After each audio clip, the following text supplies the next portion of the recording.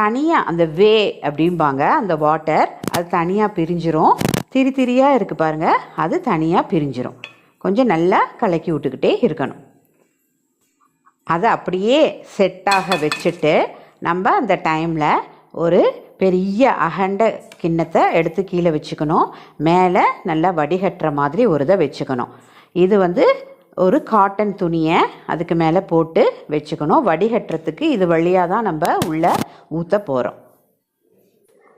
இப்போ நம்ம இது போல் ரெடியாக வச்சுக்கிட்டு அடுப்புலேருந்து இறக்கியிருக்கோம்ல,